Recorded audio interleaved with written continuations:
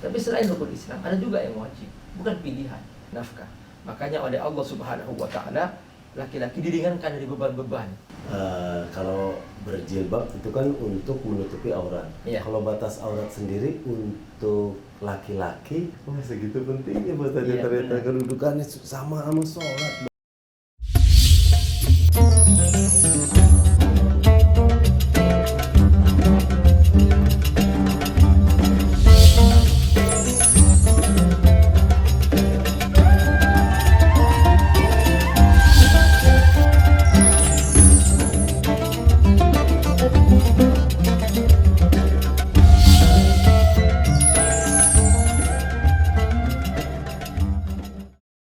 Jangan lupa donasi untuk keberlangsungan FAT-TV ini.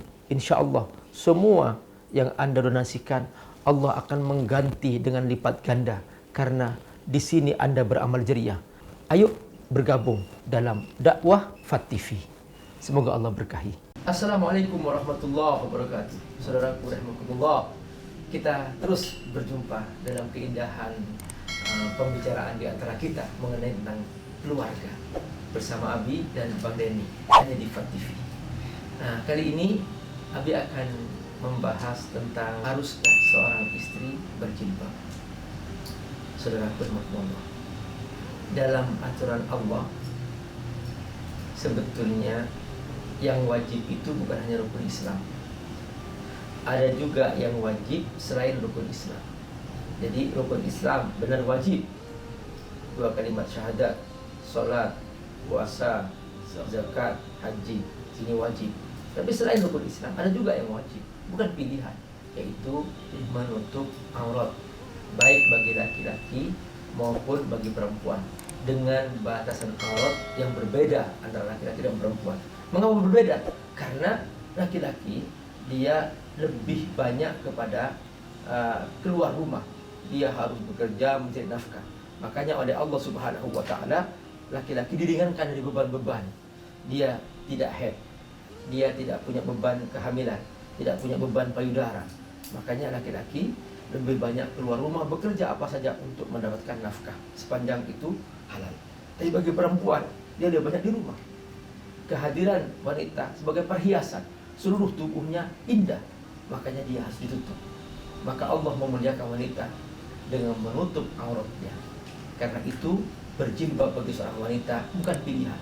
Berjilbab bagi seorang wanita adalah kewajiban. Jangan berkata, Pak Ustadz, aku tidak dibolehkan oleh suamiku berjilbab, maka aku tidak berjilbab. Dalam konteks ini, seorang istri harus berkata bahwa la ta'ata li makhluqin fi ma'siyatil khaliq. Seorang suami tidak boleh ditaati ketika ternyata dia mengajak berbuat maksiat kepada Allah Subhanahu wa taala. Kita teruskan perdalam lagi tentang tema ini dalam obrolan bersama Bang Denny, insyaallah. Nah, Ustaz, jadi gini, kalau berjilbab itu kan untuk menutupi aurat. Iya. Kalau batas aurat sendiri untuk laki-laki mulai dari Pusar. sampai ke dengkul ya. Jadi dengkul masuk. Oh, jadi di bawah dengkul. Dengkulnya masuk. Artinya seandainya Bang Denny sholat, Iya. dia masih Di saat ngelipat masih, iya, tertutup. masih tertutup. Oke. Iya, jadi kalau kebuka maka nggak sah sholatnya. Berarti Iya. kalau pakai celana pendek yang ngatung segini di saat kita terus duduk ini di antara menutup, dua sujud, ininya ngangkat batal. batal. Oh. Iya, nggak sah. Oke, kalau Termasuk juga kalau memakai celana, terutama kan celana, kemudian dia badannya gemuk kan, Iya. pas dia sujud kelihatan tuh, belakangnya iya, belah duriannya itu kelihatan, itu batal. Mas? maka batal juga. Oke, berarti Iya. menutupnya juga dari atas, di atas ini pusat. Iya, benar. Di segini. Iya, Oke. dia harus di atas pusat. Oke, ini Pusatnya juga termasuk aurat. Itu untuk laki-laki. untuk perempuan Mm-mm. seluruh tubuhnya Kecuali muka dan telapak tangan. Telapak tangan ada 2. Batinul kaf, telapak tangan dalam, wa zahirul kaf, telapak tangan luar. Ini boleh ditampakkan. Iya. Ini makna ayat illa ma dhahara minha, kecuali yang Allah izinkan untuk ditampakkan. Ya sudah, itu muka dan telapak tangan. Memakai cadar bukan kewajiban, itu pilihan. Ya. Nah, berarti bisa, kalau kita bicara tentang kewajiban, di saat tidak dilakukan, apa seorang istri yang tidak memakai jilbab, apakah suaminya berdosa? Suami harus memberitahukan, ini hukum Allah, ini aturan Allah. Bahkan kalau perlu, itu dijadikan persyaratan di hari pertama. Aku mau menikah kalau kamu memakai jilbab. Kalau kamu tidak memakai jilbab, saya mencari yang lain saja. Itu boleh, itu bagus. Jadikan kesepakatan di hari pertama. Karena apa? Karena itu maksiat. Itu maksiat dan tidak boleh dilanggar. Karena itu ketentuan Allah Subhanahu wa Ta'ala. Kita harus tegas. Kalau sudah aturan Allah, jangan ditawar-tawar. Jangan berkata kepada siapapun bahwa udah gak apa-apa dah. Jangan berkata begitu. Nanti lama-kelamaan seorang mengatakan bahwa aku mau berzina, sudah gak apa-apa dah. Aku mau mencuri, gak apa-apa dah. Aku mau korupsi, gak apa-apa dah. Maka lama-kelamaan tidak ada aturan Allah yang dimuliakan. Maka ini sama seperti wajibnya sholat, sama juga wajibnya jilbab, sama. Ya. Seperti itu kedudukannya. Iya, kedudukannya sama. Tidak ada bedanya. Jadi ada hukum-hukum Allah yang itu wajibnya sama, tidak disebutkan dalam rukun Islam. Oke. Iya. Nah, pertanyaannya Pak Ustadz, teman saya punya anak, anaknya mau berjilbab, malah dilarang sama dia. Anaknya mau berapa? Anaknya udah besar, Oh, umur 18 tahun. berarti setiap anak itu membuka aurat dan auratnya kejahatan di depan banyak orang, maka yang melarang itu, orang tuanya yang melarang itu, dia kebagian dosanya. Nah, kalau menurut saya malah nggak apa-apa Pak Ustadz, karena pas saya tanya nama anaknya Jamaluddin. Oh, berarti dia memang laki-laki. Kalau laki-laki kan nggak apa-apa Pak Ustadz. Iya, Nggak boleh malah pakai jilbab. Kecuali namanya Jamaluddiniyah. Nah, iya. Berarti pantesan dilarang Iya, orang laki-laki. Bang Denny ini nggak cerita di awal. Iya. Anak saya juga nggak ada yang pakai jilbab. Wah, padahal kan Iya. Pak Ustadz Iya. menganjurkan. Uh-uh. Kenapa Pak Ustadz? Ya kan laki-laki semua. Iya. Iya. Iya. Wah, segitu pentingnya Pak Ustadz. Iya, Ternyata benar. kedudukannya sama sholat, berarti ditinggalkan dosa Pak Ustadz. Benar. Bahkan ketika ada seorang suami tidak menyuruh istrinya berjilbab dan membiarkan istrinya buka aurat, boncengan di pinggir jalan, dipertontonkan kepada orang lain, nampak pahanya, nampak punggungnya, nampak dadanya, ini istri. Maka ini suami nggak punya sama sekali ghirah, cemburu. Istri dilihat orang lain. Masa istri dilihat orang lain auratnya? Maka dia berarti nama kata Nabi ad-dayyus. Suami ad-dayyus. Apa itu ad-dayyus? Ad-dayyus adalah suami yang sudah tidak punya rasa cemburu sama sekali.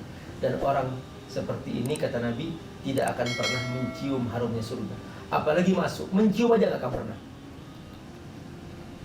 Ada seorang istri, Pak Ustadz, aku pakai jilbab, tapi jilbabnya jilbab sakaratul maut. Maksudnya apa tuh? Masya Allah, pakaian itu ketat banget. Ketat banget, sampai itu tangannya berteriak, aduh sakit gitu. Sampai pahanya teriak, aduh sakit gitu. Terus jilbabnya dililit sampai ini semua siap mati dah. Gitu. Itu namanya jilbab sakaratul maut. Ya sudah, kata Nabi apa? Wanita seperti ini kasiyatun ariyat. Dia berpakaian tapi telanjang. Wanita seperti ini tidak akan mencium harumnya surga. Apalagi masuk tidak akan mencium.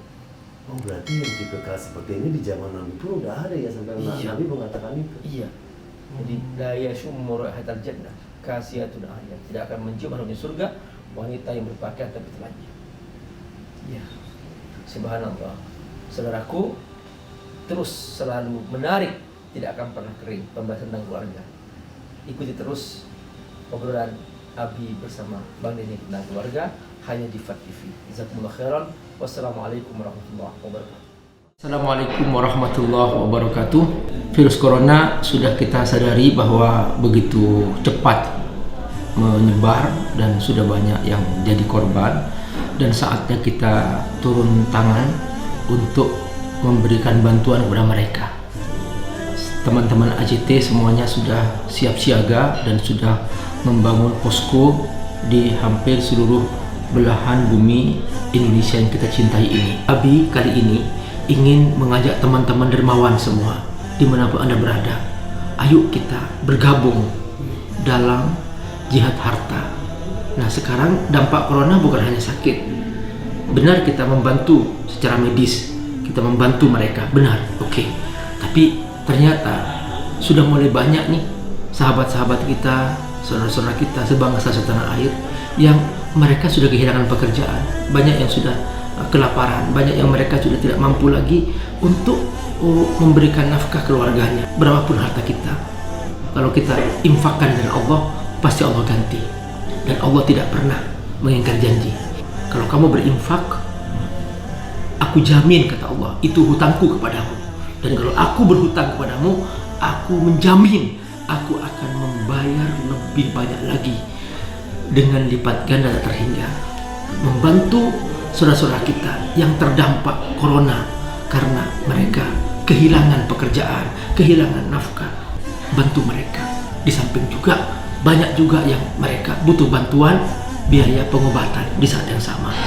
Nah, kita bergabung dengan indonesiadermawan.id dengan hashtag bersama lawan corona. Assalamualaikum warahmatullahi wabarakatuh.